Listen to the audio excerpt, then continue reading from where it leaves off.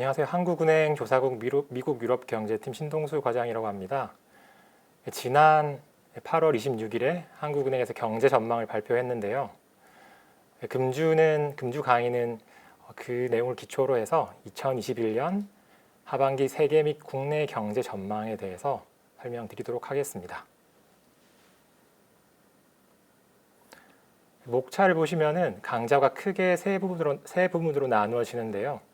1. 코로나19 전개 상황과 2. 세계 경제 전망은 제가 진행을 하고 3. 국내 경제 전망은 조병수 과장님이 설명해 드릴 예정입니다. 먼저 팬데믹 이후 경제 전망에 있어서 중요한 요인으로 자리 잡고 있는 코로나19 전개 상황부터 간략히 설명드리겠습니다. 금년 6월 중순 이후 델타 변이가 빠르게 전파되면서 미국, 유럽 등 선진국의 확진자 수가 다시 늘어나고 아세안 5국 등 동남아 국가의 확산세가 급속히 확대되었습니다. 그리고 국내에서도 7월 이후 델타 변이가 확산되면서 확진자 수가 급증하였습니다. 왼쪽 그림 보시면은 미국의 경우에 올 초부터 백신 접종이 원활히 진행이 되면서 확진자 수가 꾸준히 감소한 모습을 볼 수 있고요. 그런데 7월 초 이후부터 이제 델타 변이 확산으로 코로나 확진자 수가 다시 가파르게 증가하는 모습을 볼 수 있습니다. 유럽의 경우 이제 파란 실선인데 유럽은 이제 올 초에는 백신 공급 차질이 좀 발생하면서 4월까지는 다시 확진자 수가 증가하는 모습을 보였다가 그 이후로 4월 이후로 이제 백신 공급 차질 문제가 잘 개선이 되면서 완화되면서 확진자 수가 꾸준히 하락했다가 동일한 이유로 6월 중순 이후로 다시 확진자 수가 증가하는 모습을 보였습니다. 이런 이제 상황들 대응해서 선진국은 마스크 착용 권고 등으로 비교적 좀 가벼운 조치 등으로 대응한 반면에 신흥국은 이동 제한 조치, 그리고 영업 중단 등 고강도 조치를 시행하였고 국내에서도 사회적 거리두기 단계가 격상되었습니다. 오른쪽 이제 그림 보시면은 이동 제한 지수의 어떤 올해 이제 추이를 볼 수 있는데요. 이제 미국과 유럽의 경우에는 이제 꾸준히 하락해서 지금까지 이런 모습을 볼 수 있습니다. 그리고 이제 미국, 유럽이 7월 이후에 확진자 수가 다시 가파르게 증가했음에도 불구하고 이동 제한 지수는 큰 변화가 없는 모습을 볼 수 있습니다. 유럽 같은 경우에는 조금 이제 다시 상승하긴 했지만은 이전의 어떤 확산기에 비하면은 미미한 수준이라고 볼 수 있고요. 그에 반해 이제 아세안 5 같은 경우에는 지금까지도 꾸준히 이제 이동 제한 지수가 상승하고 있는 모습을 볼 수 있습니다.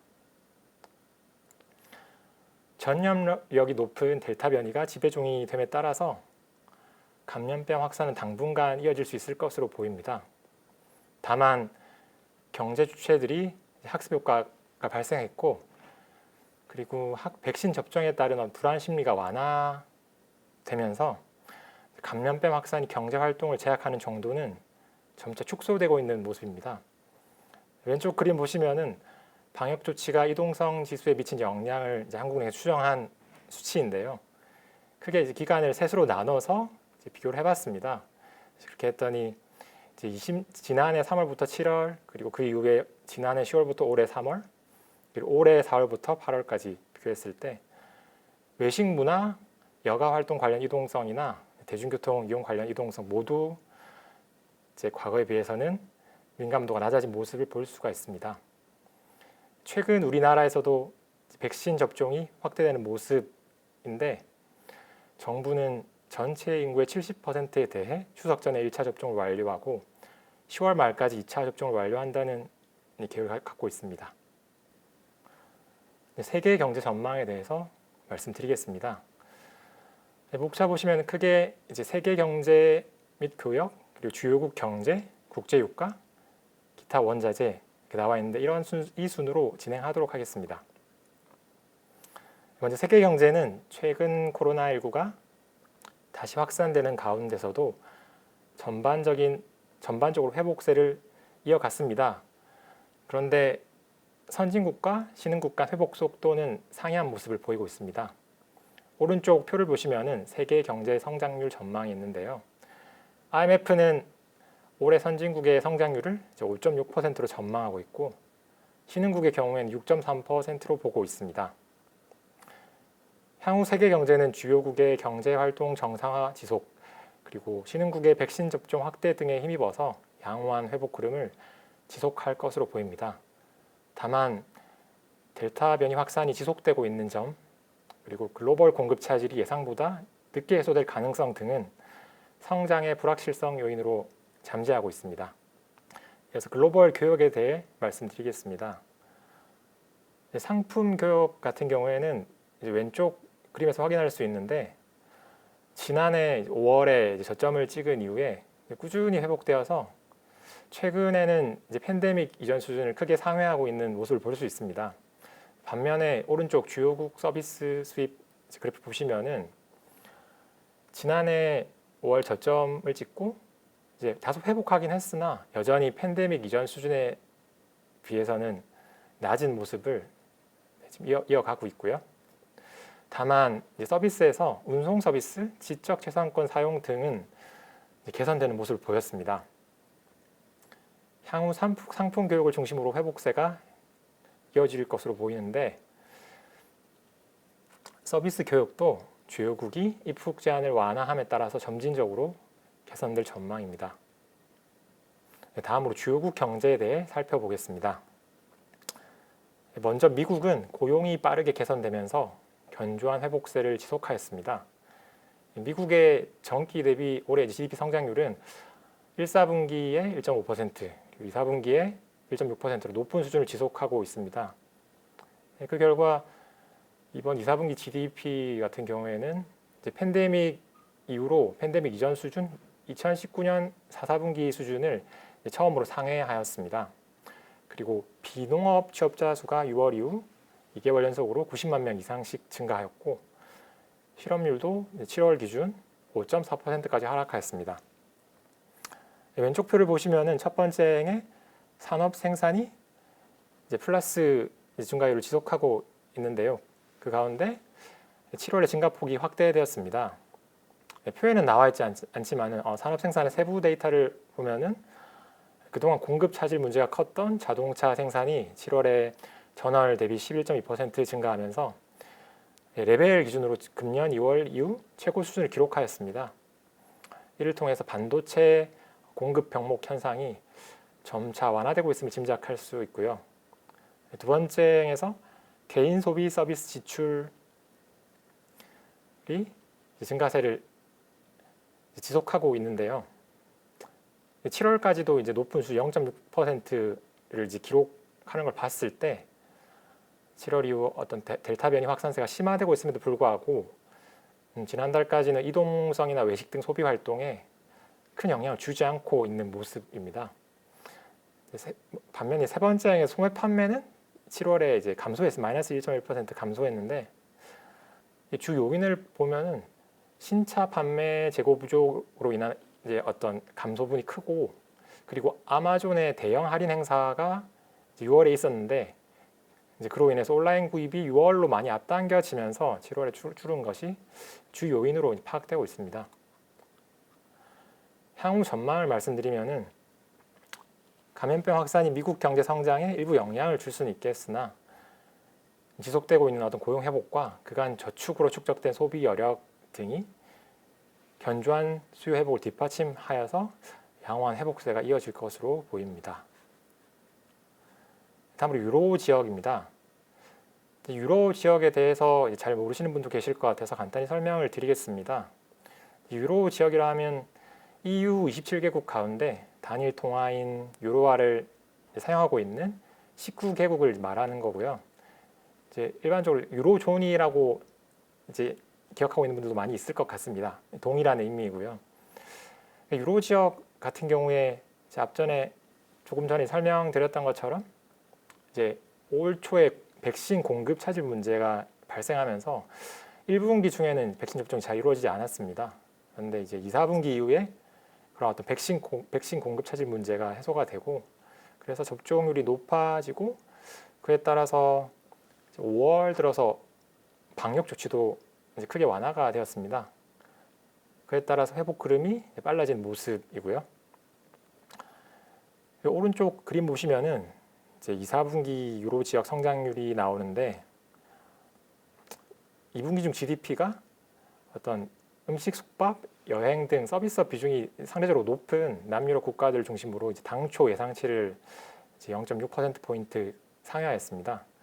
구체적인 수치를 보면은 스페인, 이탈리아, 남유럽 국가죠. 이것들이 2.8, 2.7로 상대적으로 독일이나 프랑스에 비해서 높은 성장률을 기록하였습니다. 유로 지역 경제는 향후 경제 회복 기금 집행이 본격화되고 백신 접종 유인이 확대되면서 회복세가 강화될 전망입니다.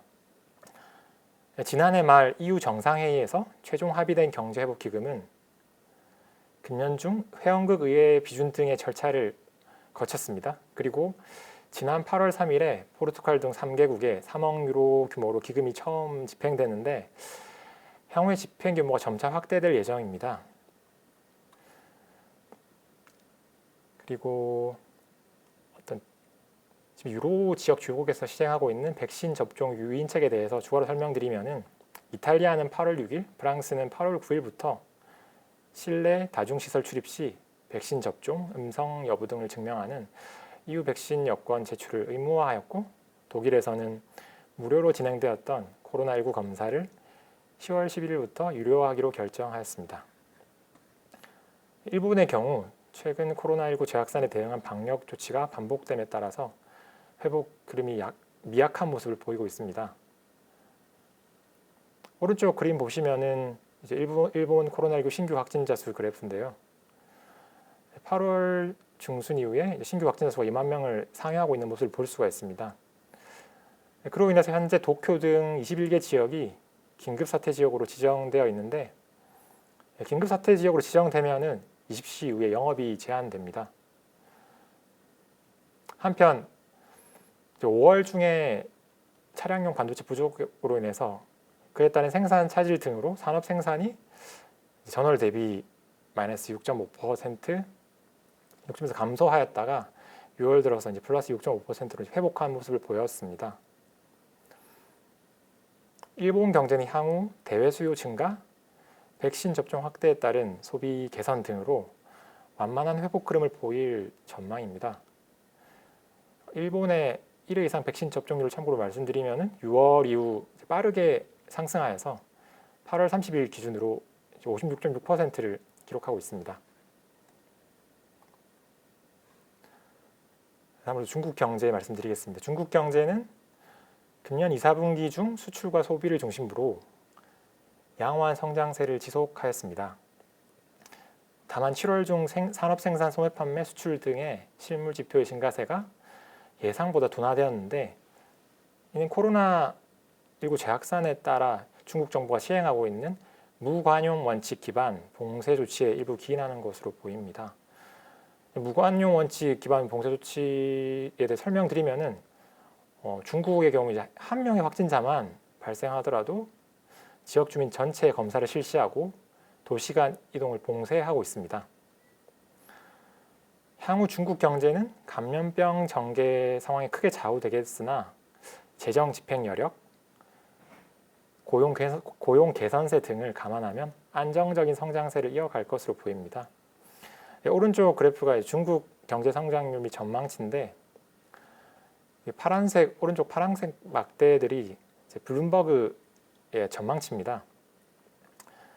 파란색 막대가 금년 3, 4분기 이후 중국 성장률 추정치를 나타내는데 평균 성장률이 과거 빨간색 막대 그래프의 평균 정도를 봤을 때 그에 비해서 미세하게 하락한 것을 확인할 수 있습니다. 신흥국 말씀드리겠습니다. 신흥국의 경우 국가별로 회복 속도가 차별화되겠으나 아세안 5개국을 중심으로 회복이 다소 더딜 전망입니다. 아세안 5개국부터 말씀드리면 코로나19 여파로 최근 들어 말레이시아의 차량용 반도체 공장에서 생산 차질이 발생하였고 베트남 주요 공장들의 평균 가동률도 크게 하락하였습니다. 이러한 생산 차질과 코로나19 확산세 심화에 따른 소비 둔화로 인해서 아세안 5개국의 경기 회복은 예상보다 더딜 것으로 보입니다. 왼쪽 표 보시면은 아세안 5 주요 경제 지표인데요. 산업 생산의 경우 6월까지 견조한 증가세를 보이고 있습니다. 그런데 이제 좀 전에 말씀드렸던 어떤 베트남이나 말레이시아 생산 차질 그런 문제들이 7월 수치에 반영되지 않을까 그렇게 보고 있습니다. 다음으로 인도는 코로나19 확산세가 5월에 정점을 찍은 이후에 확진자 수가 빠르게 감소하면서 최근에는 비교적 낮은 수준을 지속하고 있는 모습입니다. 최근 정부 지출도 확대되었는데 인도 정부는 지난 6월 30일 총 6.3조 루피 이제 미 달러로 환산하면 850억 정도 규모인데요. 그 정도 규모의 경제 구제책을 발표하였습니다. 이러한 요인들과 함께 대외 수요도 증가하면서 향후 인도 경기는 점차 개선될 것으로 보입니다. 다음으로 브라질 경제에 대해 말씀드리겠습니다. 브라질은 백신 접종 확대, 원자재 수출 호조 등의 영향으로 실물 지표가 높은 증가세를 지속하고 있습니다. 왼쪽 그래프 보시면은 산업 생산, 소매 판매 수출의 전년 동월 대비 증가율이 높은 수준을 지속하고 있음을 확인할 수 있는데요. 브라질은 6월 이후 백신 접종이 빠르게 진행되었습니다. 그래서 8월 30일 기준으로 1회 이상 접종률이 62.9%를 기록하고 있습니다. 그리고 대두, 철광석, 원유 수출도 호조를 지속하고 있습니다. 또한 7월 종료 예정이었던 재난지원금 지급이 올해 10월까지 연장되었는데 이러한 요인들에 힘입어서 향후 브라질의 경기 회복세가 강화될 것으로 예상됩니다. 러시아는 국제 유가 상승 등으로 원유 수출이 크게 늘어나면서 수출이 호조를 지속하고 생산과 소매 판매도 높은 증가율을 지속하였습니다. 러시아의 원유 수출은 5월 이후에 2개월 연속으로 전년 동월 대비 100%를 넘는 증가율을 기록하였습니다. 100% 넘는 증가율이라는 게 이제 전년 동월의 어떤 수치의 2배 이상을 기록했다는 의미죠. 향후 러시아 경제는 원유 수출 호조 등에 힘입어서 양호한 회복 흐름을 이어갈 전망입니다.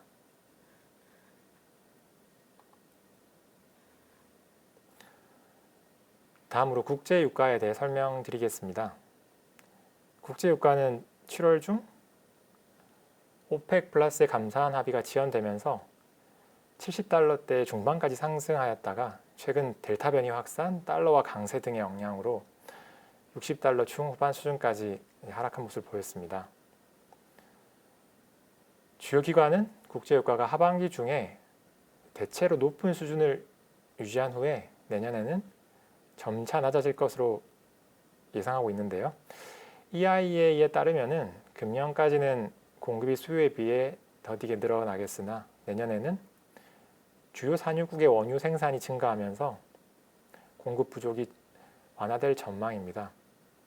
왼쪽 표 보시면은 주요 기관의 국제유가 전망입니다.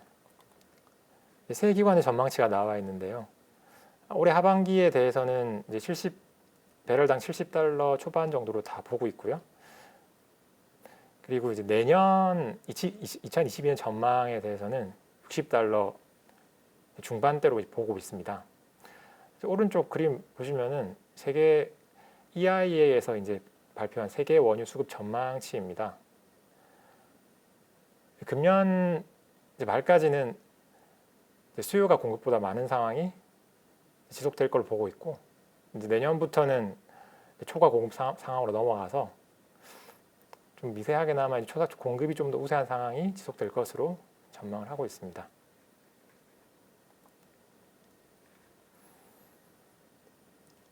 기타 원자재 가격입니다. 기타 원자재 가격은 중국의 원자재 가격 안정화 대책, 투자 자금 유입 둔화 등에 주로 기인하여 5월 이후 금속 가격의 상승세가 둔화된 가운데 곡물 가격은 하락하였습니다. 중국의 원자재 가격 안정화 대책에 대해서 추가로 설명드리면은 올해 5월 12일 중국 국무원은 철광, 구리, 옥수수 등 원자재 시장의 매점 매섭 매점, 매석, 담합 등에 대한 관리 감독을 강화하고 위법 행위에 대한 무관용 원칙을 적용하기로 발표하였습니다. 그리고 원자재 가격 안정화를 목적으로 비철금속 비축분을 경매 방식으로 방출하기 시작하였습니다. 경매 방식 방출은 지금까지 지속되고 있는 걸 확인하고 있고요. 왼쪽 그림에서 기타 원자재 가격인데 비철금속 가격 지수와 S&P 곡물 가격 지수를 볼 수 있습니다. 5월 이후에 비철금속 가격 상승세가 5월까지 상승세 지속하다가 다소 둔화된 모습을 확인할 수 있고요. 그리고 곡물 가격도 5월까지 계속 상승하다가 올 초 들어서 하락한 것을 확인할 수가 있습니다. 그리고 오른쪽 그림은 투자 자금 유출입과 밀접한 관계를 갖고 있는 비상업 순매수 포지션인데요. 옥수수와 구리 모두 5월 이후 순매수 포지션이 줄고 있는 모습을 보입니다. 곡물 가격 하락 요인에 대해서 추가로 설명드리면은 금년 봄에 미국 중서부 지역의 기상 여건이 개선되면서 파종률이 평년 대비 높은 수준을 기록하였고요. 이로 인해서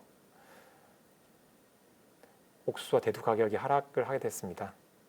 전망을 말씀드리겠습니다. 주요 기관에 따르면은 기타 원자재 가격이 코로나19 재확산에 따른 조업 차질로 당분간 높은 변동성을 보이겠으나 향후 수급 여건이 점차 개선되면서 완만하게 하락할 것으로 예상됩니다. 이것으로 세계 경제 전망을 마치겠습니다. 이어서 국내 경제 전망에 대한 설명이 있겠습니다. 감사합니다. 안녕하세요. 조사총괄팀 조병수 과장입니다. 저는 신동수 과장에 이어서 국내 경제 전망에 대해서 말씀드리겠습니다. 먼저 차례를 보시겠습니다. 차례를 보시면 먼저 경제 성장에 대해서 말씀드리겠습니다. 여기에는 지출 부문별로 민간 소비, 설비 투자, 건설 투자, 상품 수출에 대한 전망을 포함하고 있습니다. 그리고 전체 GDP에 대한 전망도 포함되어 있습니다. 두 번째로는 고용에 대한 전망입니다. 여기에는 취업자 수 증감, 고용률, 실업률에 대한 전망이 포함되어 있습니다. 다음은 물가에 대한 전망입니다. 여기에는 소비자 물가 상승률, 근원 인플레이션율에 대한 전망이 포함되어 있습니다. 마지막으로 경상수지에 대한 전망입니다. 여기에는 상품 수지, 서비스 수지, 이처럼 이와 같은 통계들의 흑자 또는 적자 규모에 대한 전망이 포함되어 있습니다. 다음 페이지를 보시겠습니다. 먼저 본격적인 전망 설명에 앞서 코로나19 사태의 전개 양상 시나리오를 설명드리겠습니다. 작년 이후 코로나19가 확산되면서 이로 인해 경제 상황의 불확실성이 굉장히 높아졌습니다. 그래서 한국은행에서는 먼저 코로나19 사태의 전개 양상을 시나리오로 설정한 다음에 그 시나리오를 바탕으로 경제 전망을 실시하고 있습니다. 그래서 먼저 지난 5월 전망에 설정했던 시나리오를 보시겠습니다. 5월 전망에서는 백신 접종 속도와 그리고 감염병 확산세의 움직임에 따라서 시나리오를 설정하고 그에 따라서 전망을 실시하였습니다. 이번 8월 전망에서는 이러한 시나리오를 조금 변경을 했는데요. 백신 접종 속도는 똑같이 시나리오에 포함되어 있습니다. 하지만 감염병 확산세보다는 경제활동 제한이 완화되는 정도를 시나리오에 포함하여 설정하고 전망을 실시하였습니다.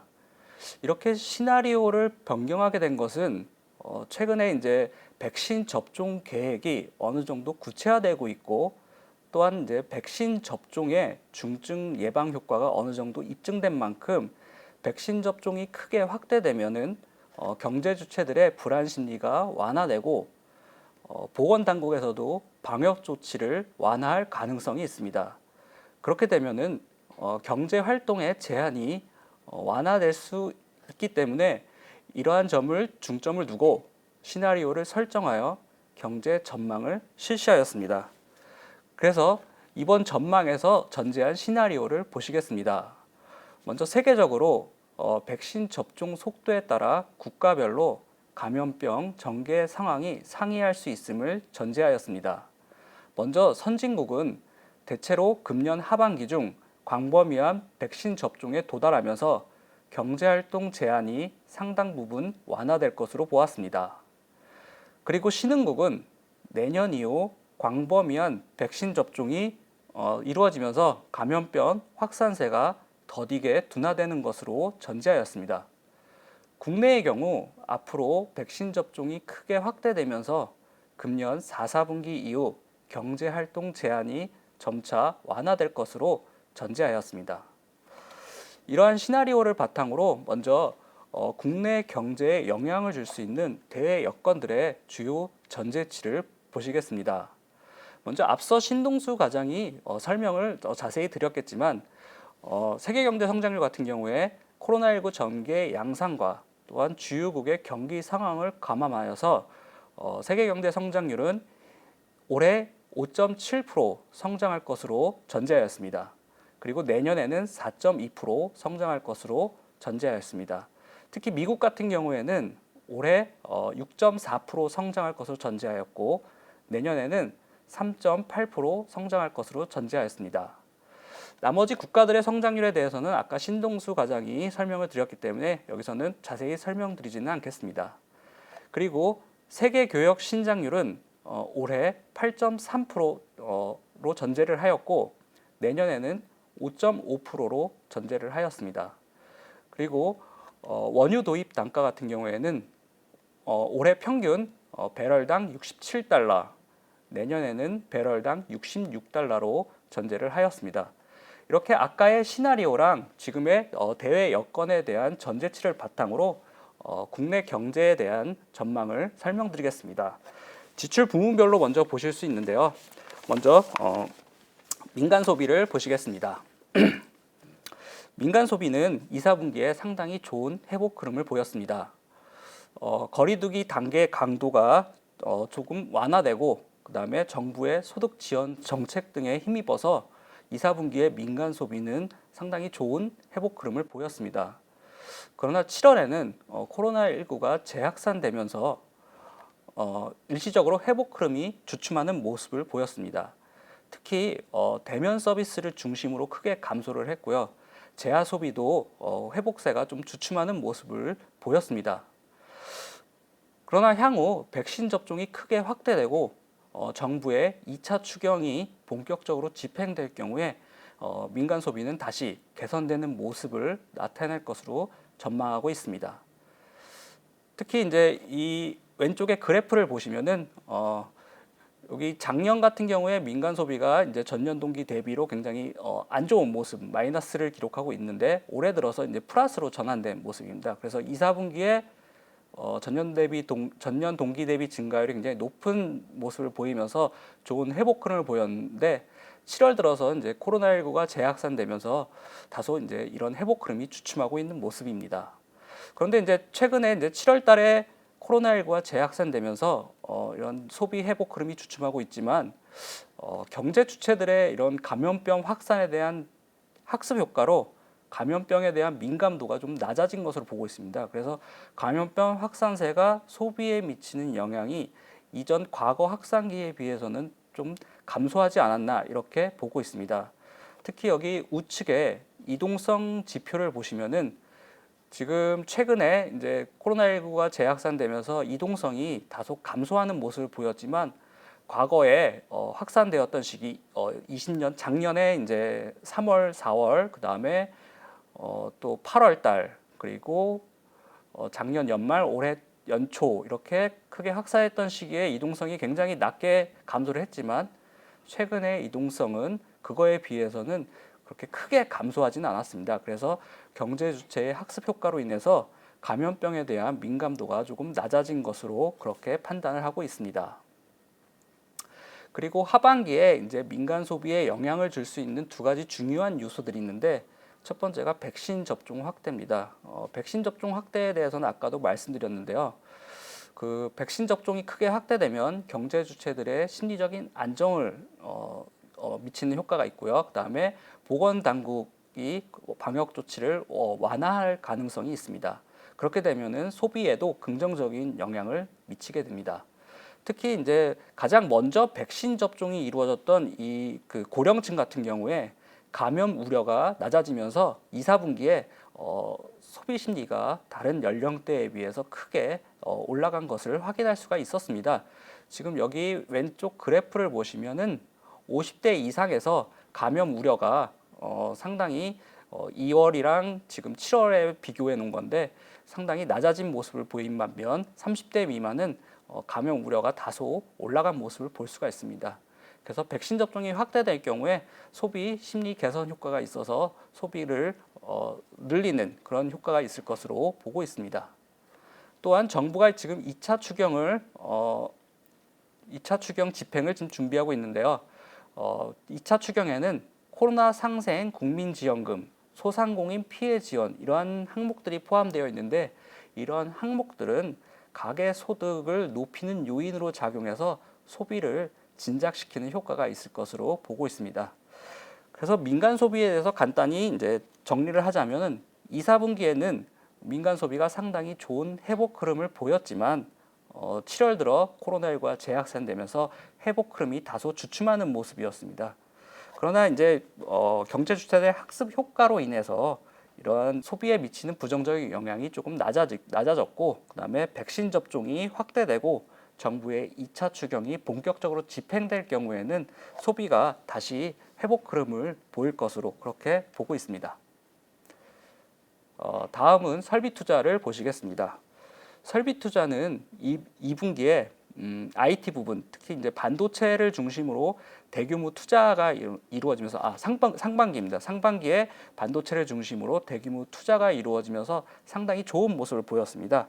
그리고 하반기에도 글로벌 경기 회복이 설비 투자에 긍정적인 영향을 주고 또한 IT 부분에서도 또 대규모 투자가 계획돼 있어서 상당히 견조한 흐름을 이어갈 것으로 전망하고 있습니다. 그래서 IT 부분에서는 이제 꾸준하게 투자가 지속되는 모습을 보일 것으로 전망하고 있고 BIT 부분에서는 투자가 점진적으로 개선되는 모습을 보일 것으로 그렇게 전망하고 있습니다. 여기 좌측의 그래프를 보시면 설비 투자가 지금 금년 들어서 상당히 높은 전년 동기 대비 높은 성장률을 계속 지속을 하고 있고요. 특히 우측의 그래프를 보시면은 IT 부분에서 21년도에 상당히 높은 그런 성장세를 보일 것으로 이렇게 전망을 하고 22년에도 이 높은 수준의 투자 규모가 이어질 것으로 이렇게 전망을 하고 있습니다.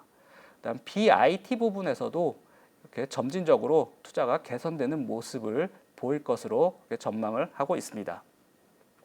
좀 더 세부적으로 살펴보겠습니다. IT 부분에서는 먼저 반도체의 경우 이 비메모리, 즉 파운드리 투자가 크게 확대될 것으로 보고 있습니다. 특히 여기 좌측의 그래프를 보시면은 이 삼성전자의 파운드리 투자 계획입니다. 그럼 20년부터 상당히 좀 투자 규모가 상당히 높아졌는데 21년과 22년에도 높은 수준, 높은 규모의 많은 규모의 투자를 지금 계획하고 있는 것을 확인하실 수가 있습니다. 또한 이런 비메모리뿐만 아니라 메모리 쪽에서도 이 메모리 제작 공정에서 품질을 개선하기 위한 그런 투자가 계속 확대되고 있습니다. 또한 디스플레이 쪽에서도 이 OLED 증설 투자가 지속되면서 IT 부분에서는 상당히 높은 투자가 좋은 흐름이 계속될 것으로 그렇게 전망하고 있습니다. 그리고 BIT 부분을 보시면은 글로벌 경기 회복의 영향으로 화학, 철강, 조선 등 중심으로 투자가 상당히 개선될 것으로 그렇게 보고 있습니다. 지금 여기 보시면은 이제 우측 그래프를 보시면은 이게 이제 설비 투자의 선행 지표라고 볼 수 있는 기계 수주입니다. 그래서 최근 들어 올해 들어서 이제 1분기, 2, 4분기에 기계 수주가 화학, 철강, 전기 장비, 기계 장비, 조선 등을 중심으로 상당히 수주가 높아진 모습을 확인하실 수가 있습니다. 그래서 향후 설비 투자가 이런 분야의 설비 투자가 좋은 흐름을 보일 것으로 그렇게 예상할 수가 있습니다. 그리고 최근에 이제 전기차나 이 배터리 같은 이 신성장 산업에 대한 투자도 굉장히 확대되고 있고요. 또한 친환경에 대한 관심도도 높아지면서 철강이나 조선 분야에서 친환경 생산 설비를 구축하려고 하는 투자가 크게 확대되고 있습니다. 설비 투자에서 간단하게 종합을 해드리면은 설비 투자는 2분기에도 IT를 중심으로 상당히 좋은 흐름을 보였는데 하반기에도 이러한 좋은 흐름이 견조한 흐름이 이어질 것으로 그렇게 보고 있습니다. IT 부분에서 대규모 투자가 예상돼 있고 BIT 부분에서도 글로벌 경기 회복, 신성장, 친환경 투자 같은 이런 BIT 부분 투자에서도 상당히 좋은 개선 흐름이 나타날 것으로 그렇게 보고 있습니다. 다음은 건설 투자를 보시겠습니다. 건설 투자 같은 경우에 2분기에 조금 부진한 모습을 보였습니다. 2분기에는 이제 건설 자재 공급 차질의 문제가 있었고요. 그다음에 기상 여건이 다소 악화되면서 공사가 지연되는 사례가 좀 있어서 건설은 2분기에 좀 부진한 모습을 보였습니다. 하반기에는 이제 점차 회복될 것으로 전망을 하고 있는데 특히 건물 건설을 중심으로 증가세가 지속되고 토목 같은 경우에는 좀 부진했는데 토목이 이제 완만한 회복세를 나타낼 것으로 그렇게 전망하고 있습니다.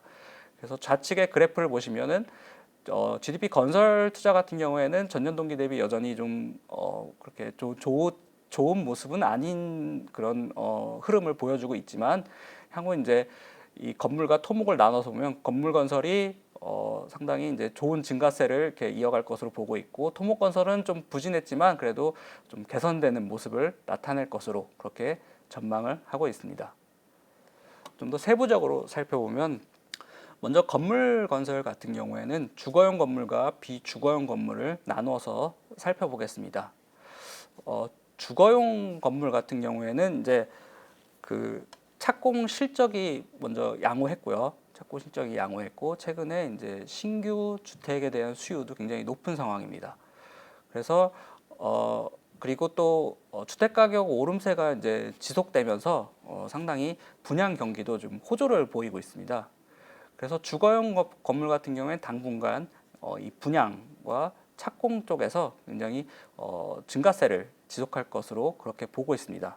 그리고 비주거용 같은 경우에는 이게 상업용하고 공업용하고 나눠서 볼 수 있는데 먼저 상업용 건물 같은 경우에는 이제 코로나19 확산으로 이제 자영업 쪽에서 업황이 조금 안 좋았습니다. 그래서 상업용 건물 같은 경우에는 조금 회복이 좀 지연되는 모습이었는데 이 공업용 건물 같은 경우에는 아까 말씀드렸다시피 설비 투자가 좋은 모습을 보이면서 공업용 건물 건설이 좀 늘어나면서 이 증가세를 보일 것으로 그렇게 보고 있습니다.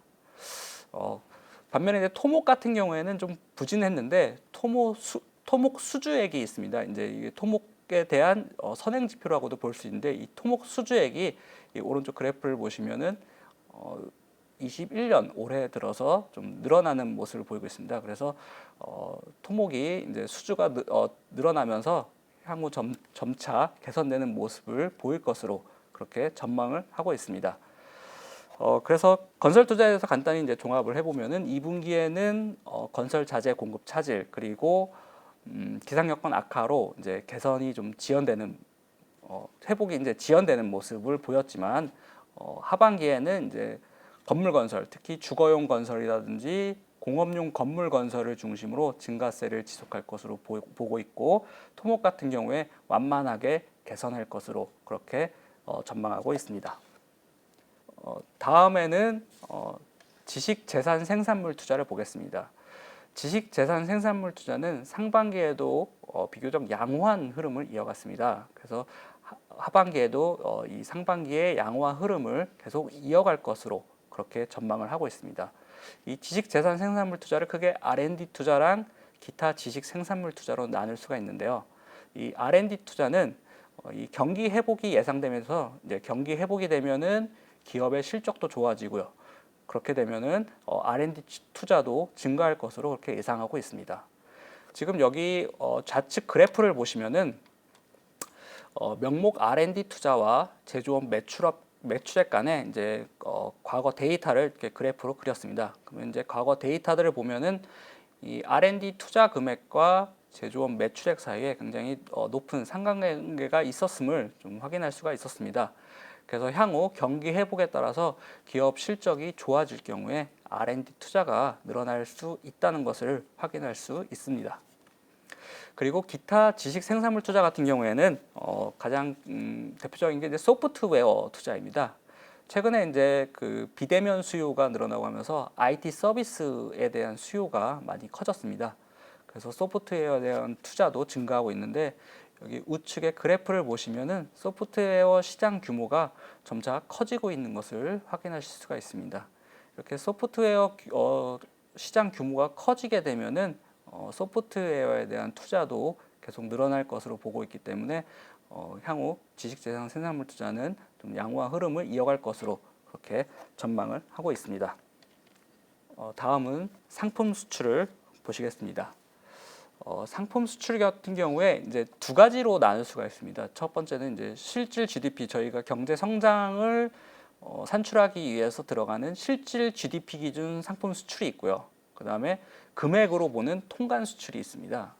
그래서 먼저 실질 GDP 기준의 상품 수출을 보면은 2분기의 상품 수출은 조금 부진했습니다. 좀 마이너스 성장을 했는데 그 이유가 이제 차량용 반도체 공급 부족이 전 세계적으로 차량용 반도체 공급 부족 현상이 나타나면서 자동차 생산에 차질이 발생을 했습니다. 그래서 자동차 쪽 수출이 조금 부진하면서 전체적으로 실질 GDP 기준 상품 수출이 2분기에 부진한 모습을 보였습니다. 그러나 이제 하반기에는 주요국이 경기 회복을 보일 것으로 이렇게 보고 있고 또 IT 수요도 견조할 것으로 예상하고 있어서 좋은 흐름을 지속할 것으로 그렇게 보고 있습니다.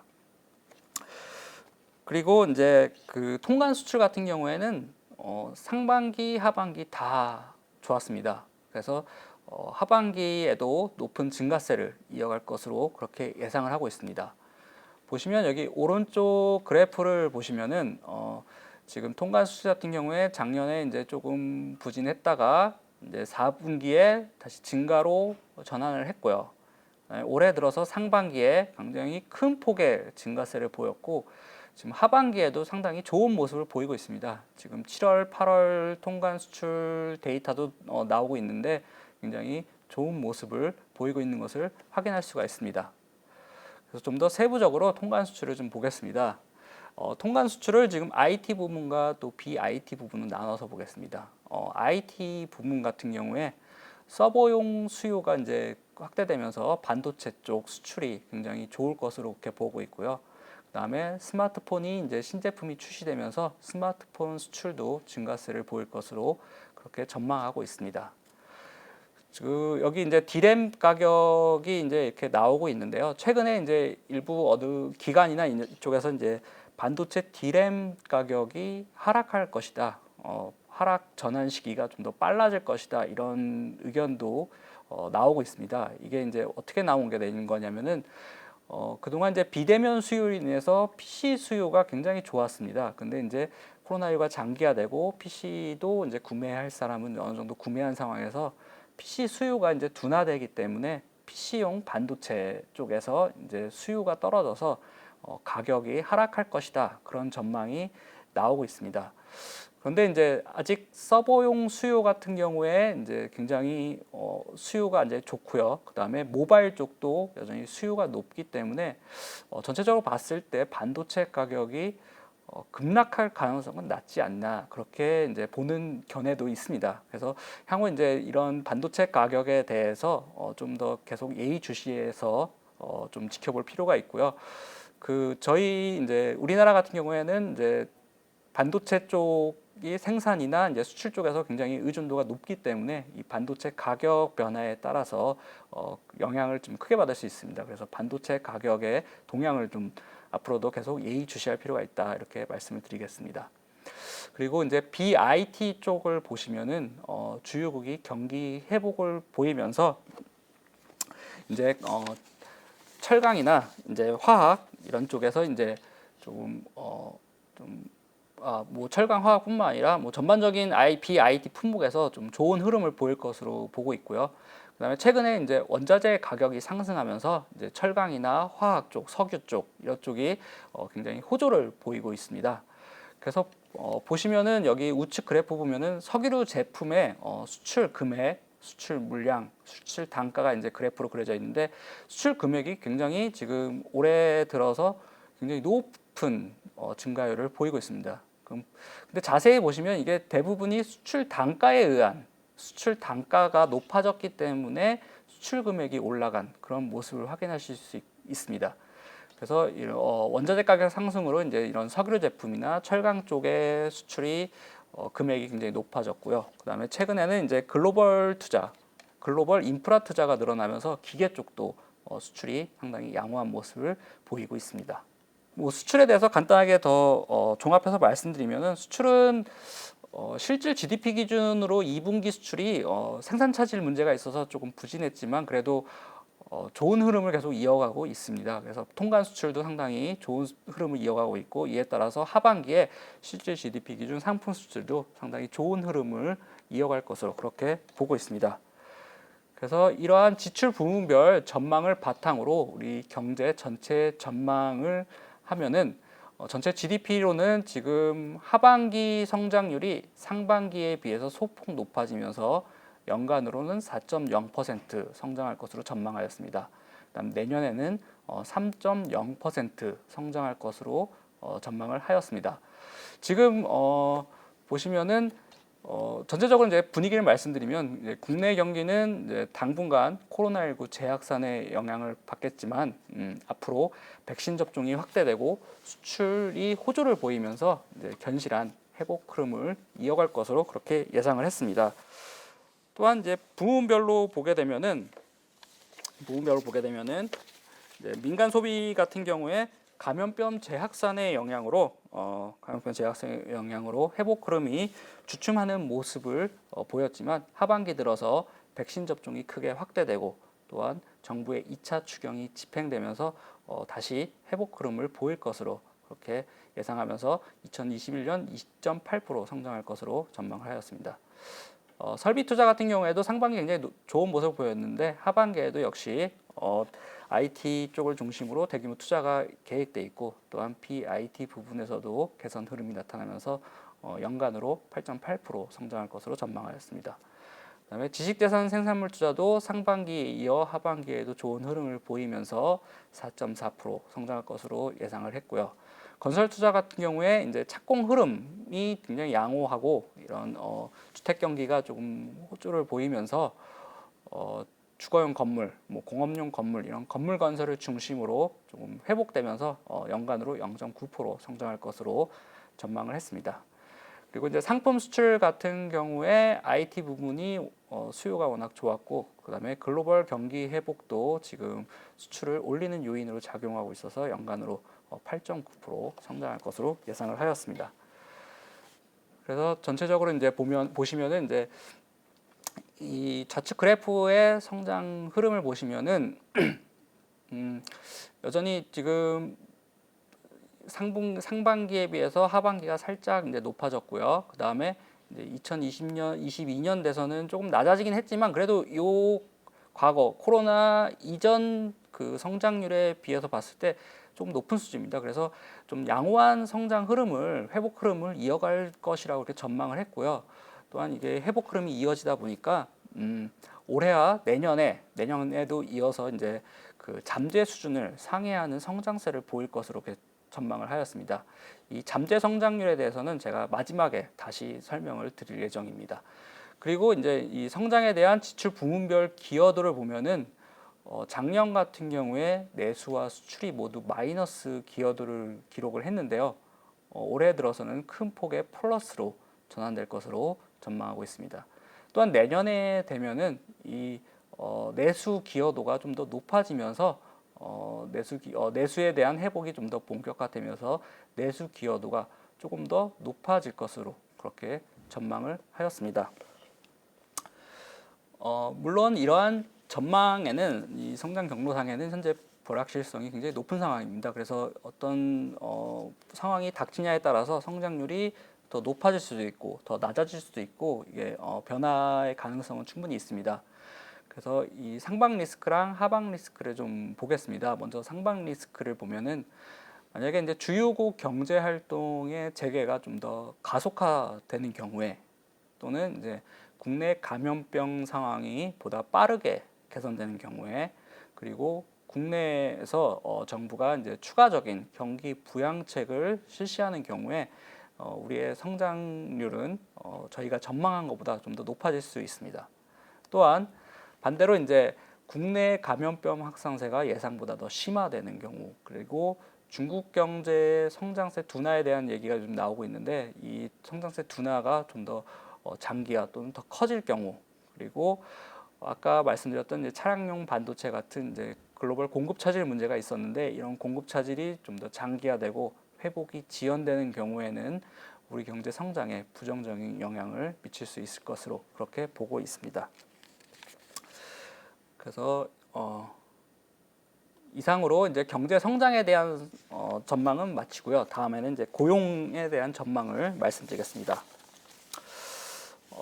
먼저 고용에 대한 전망을 이제 보시면은 최근에 이제 취업자 수는 워낙 작년에 이제 코로나19 확산으로 고용이 부진했기 때문에 그런 기저 효과의 영향으로 대면 서비스업을 제외하고 산업 전반에서 전년 동기 대비 증가세를 지속하고 있습니다.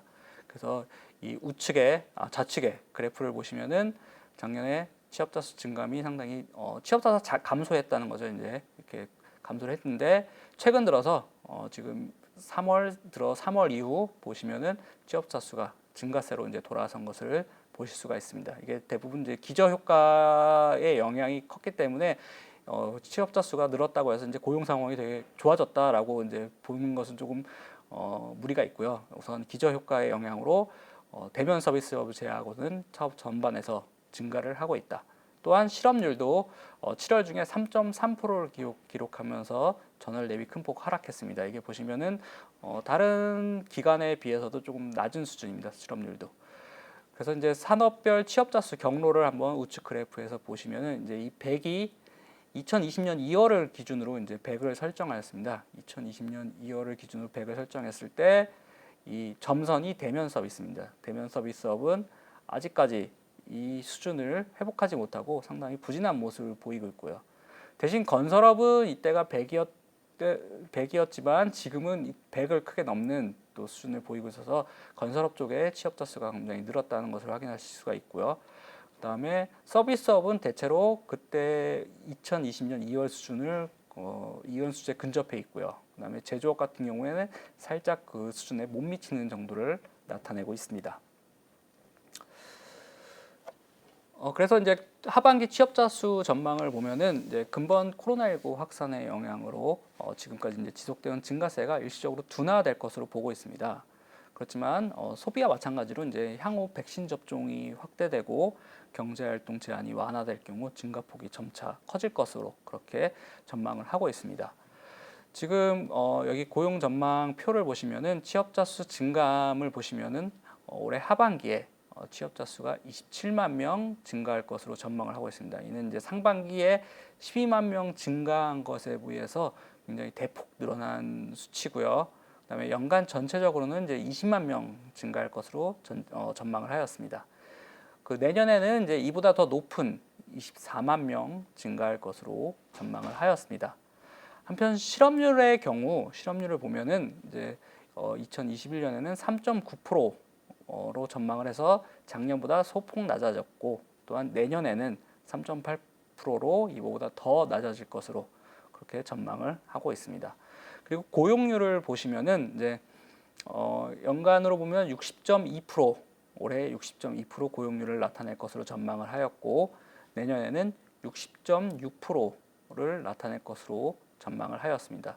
또한 이 고용률이 이제 OECD 기준도 있습니다. OECD 기준 같은 경우에는 15세에서 64세 기준의 고용률입니다.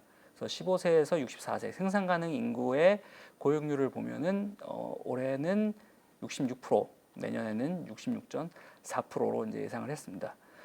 이렇게 지금 취업자 수도 증가를 하고 실업률도 낮아지고 고용률도 높아지고 있지만 이제 다른 측면을 또 봐야 됩니다. 고용 상황에서는. 그래서 실업자 말고 구직 단념자나 이제 추가 취업 가능자 같은 유휴 노동력이 굉장히 많은 상황입니다. 지금 코로나19 영향으로 그런 유휴 노동력이 많은 상황이어서 코로나19 위기 이전 수준으로 회복하기에는 시간이 좀 더 걸릴 것으로 그렇게 예상을 하고 있습니다. 취업자 수를 좀 산업별로 나눠서 보겠습니다. 제조업 같은 경우에는 이제 대내의 수요 회복이 나타나면서 이제 업황이 좋아지다 보니까 제조업 쪽에서 이제 취업자 수가 소폭 증가할 것으로 그렇게 전망을 하고 있습니다. 건설업 같은 경우에는 이제 정부의 인프라 투자가 크게 늘고 건설 수주도 이제 늘고 있어서 건설업 쪽 취업자 수도 증가세를 지속할 것으로 보고 있습니다. 아까 건설업이 굉장히 많이 늘었죠, 취업자 수가. 그래서 이러한 증가세가 지속될 것으로 그렇게 보고 있습니다. 이제 서비스업 같은 경우에 대면 서비스가 아까 보셨듯이 굉장히 둔화되었습니다. 그래서 대면 서비스가 특히 코로나19 또 재확산 되면서 증가세가 둔화되겠지만 점차 이제 백신 접종이 확대되고 경제활동 제한이 완화되면 대면 서비스나 이제 다른 서비스 쪽도 개선 흐름을 그렇게 보일 것으로 전망을 하고 있습니다. 그래서 고용 전망은 여기서 이제 마치고요. 다음은 물가 전망을 보시겠습니다. 지금 물가 전망을 보시면은 금년도 소비자 물가는 지난해 0.5% 상승을 했습니다. 그래서 0.5% 상승했는데 이보다 올해는 상승률이 더 크게 확대될 것으로 보아서 2.1% 상승할 것으로 보았습니다. 지금 저희가 물가 안정 목표가 이제 2%로 설정이 되어 있는데 이거보다 살짝 높은 2.1% 상승할 것으로 그렇게 전망을 하였습니다. 이렇게 소비자 물가 상승률이 지난해에 비해서 높아질 것으로 보게 된 것은 이제 크게 두 가지 요인이 있는데 이제 첫 번째가 경기 회복이 이제 이루어지면서 이제 수요 측의 물가 상승 압력이 점차 확대되고 있습니다. 그래서 아까 민간 소비도 이제 회복세를 보이고 이러면서 수요 측 물가 상승 압력이 점차 확대되고 있고요. 그다음에 또 다른 측 요인으로 이제 농축수산물 가격이나 이제 국제 유가의 상승세가 확대되고 있습니다. 그래서 농축수산물 가격하고 국제 유가 상승은 이제 공급 측면입니다. 그래서 공급 측 물가 상승 압력도 이제 작용하고 있어서 지금 소비자 물가 상승률이 지난해에 비해서 오름폭이 크게 확대될 것으로 전망하였습니다. 여기 좌측 그래프를 보시면 이게 국제 원자재 가격의 추이입니다. 그래서 보시면은 두바이유, 석유죠, 석유, 원유, 그다음에 이 곡물 지수입니다. 곡물 가격 보시면은 굉장히 가파른 상승세를 보여왔고요. 최근에 이제 조금 여기 유가가 조금 하락한 경향도 있고 곡물 가격도 뭐 피크에 비해서는 조금 낮아진 측면도 있지만 여전히 그래도 지금 높은 수준이고요. 그리고 그렇기 때문에 이제 국제 원자재 가격이 이렇게 올라간 상황에서 소비자 물가를 올리는 요인으로 작용을 하고 있고요. 이런 상황에서 기대 인플레이션도 지금 상승을 하고 있습니다. 그래서 일반인이 향후 1년 인플레이션율에 대한 기대를 나타내는 이 일반인 기대 인플레이션율은 올해 초에 한 1% 후반 정도였는데 지금 최근에는 지금 2% 중반까지 이렇게 상승한 것을 보실 수가 있습니다. 그래서 기대 인플레이션도 크게 상승을 했고요.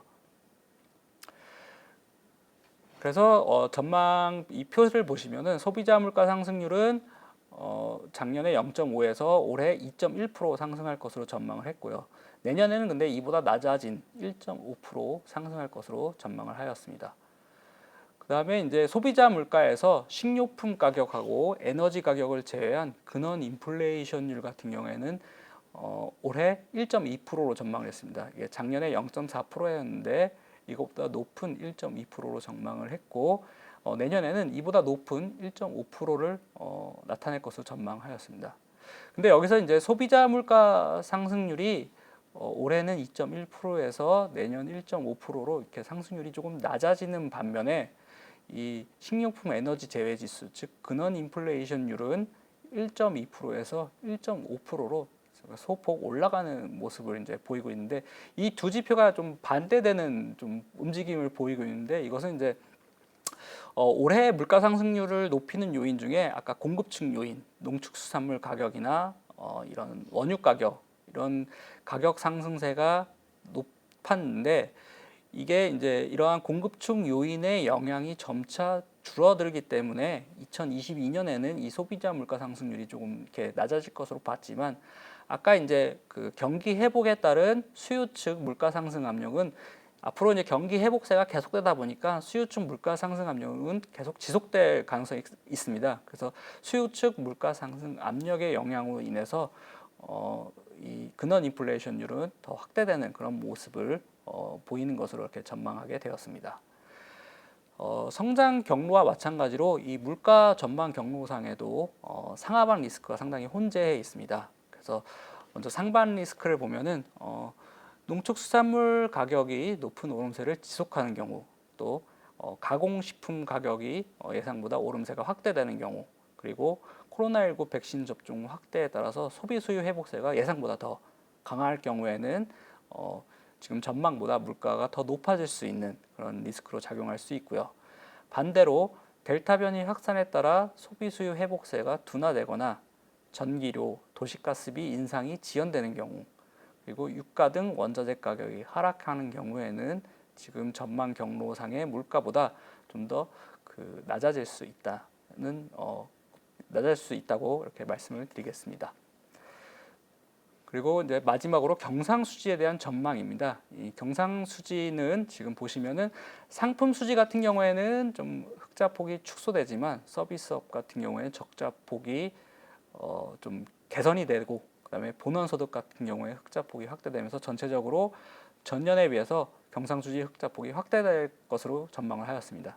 특히 상품 수지를 보면 상품 수출은 굉장히 증가를 했습니다. 아까 수출이 상품 수출에서 보셨듯이 상품 수출은 증가를 했지만 유가 상승 같은 그런 원자재 가격 상승으로 인해서 상품 수입도 늘어났기 때문에 흑자폭이 축소되었습니다. 그리고 서비스 수지 같은 경우에는 이제 운임 상승에 따른 운송 수입이 굉장히 많이 늘었습니다. 그래서 운송 수입이 늘면서 작년에 적자였는데 이게 좀 큰 폭의 적자였는데 적자폭이 축소됐고요. 그다음에 본원 소득 같은 경우에 이제 일부 대기업에서 그 해외 현지 법인으로부터 이제 받는 자금이 있는데 그 자금 규모가 좀 큰 사례가 좀 있었습니다. 그래서 그런 사례를 반영하니 지금 본원 소득 수지가 흑자폭이 좀 확대되는 모습을 보였습니다. 그래서 지금 이 경상수지 표를 보시면은 경상수지가 작년에 흑자가 753억 달러였는데 올해는 이보다 커지는 820억 달러 흑자를 나타낼 것으로 전망을 했고요. 내년에는 그래도 이보다 좀 낮은 700억 달러 흑자를 전망을 했습니다. 상품 수지 같은 경우에 흑자폭이 이제 축소가 이렇게 되었는데 통관 수출 보시면 굉장히 높은 증가율을 보였지만 수입도 마찬가지로 높은 증가율을 보이면서 상품 수지의 흑자폭이 조금 축소된 것을 확인하실 수가 있습니다. 그리고 이 서비스 수지가 상당히 큰 적자였지만 운임 상승으로 해서 적자폭이 축소됐고요. 그다음에 서비스 소득, 본원 이전 소득 수지도 지금 보시면 아까 본원 소득이 이제 그 올라간 측면이 있어서 지금 상당히 큰 흑자로 전환되었습니다. 그래서 지금까지의 전망에 대해서는 이제 여기까지 설명을 드리고요. 아까 이제 성장률 말씀드리면서 올해와 내년 성장률이 잠재 수준을 상회한다고 제가 말씀을 드렸는데 그 잠재 성장률에 대해서 간단하게 말씀을 드리겠습니다. 최근에 이제 코로나19가 확산되면서 잠재 성장률이 이전보다 좀 낮아졌을 것이다라고 주장하는 주장이 좀 많이 제기가 됐고요. 그다음에 코로나19가 또 장기화되면서 이 잠재 성장률의 추세도 굉장히 낮아졌을 것이다라는 견해가 좀 많이 나왔습니다. 그래서 한국은행에서는 이러한 코로나19의 여건 변화를 반영하여 기존 추정 방식을 좀 개선해서 새롭게 잠재 성장률을 추정해 보았습니다. 그래서 추정한 결과를 이번 전망 보고서에 수록을 하게 되었고요. 대신 이제 자세한 내용은 또 추후에 BOK 이슈 노트로도 발간이 될 예정입니다. 그래서 자세한 내용은 BOK 이슈 노트를 참고해 주시고요. 우선 간단한 여기서 추정 결과만 설명을 드리겠습니다. 그래서 우리 경제의 잠재 성장률을 개선된 방식으로 추정한 결과 금년하고 내년 중에는 한 2% 수준인 것으로 그렇게 추정을 하고 있습니다. 이 표를 보시면은 지금 올해와 내년 잠재 성장률이 지금 2% 내외를 이제 보이고 있고요. 2019년과 20년, 재작년과 작년 잠재 성장률은 새로운 추정치로 했을 때 이제 2.2% 정도고요. 기존 추정치, 이 기존 추정치는 2019년 8월에 저희가 조사 통계 월보를 통해서 발표를 했습니다. 그래서 기존 추정치의 경우 2% 중반대였고요. 이제 코로나19의 영향이 좀 더 적은 이제 2016에서 20년 중에 잠재 성장률을 보시면 이때가 이제 2% 중반 좀 넘는 2.5에서 2.7%, 그다음 기존에는 2.7에서 2.8% 정도였는데 즉 이때 기준보다 이제 점차 잠재 성장률이 좀 낮아졌고 특히 코로나19의 영향을 받으면서 좀 많이 낮아진 측면이 있습니다.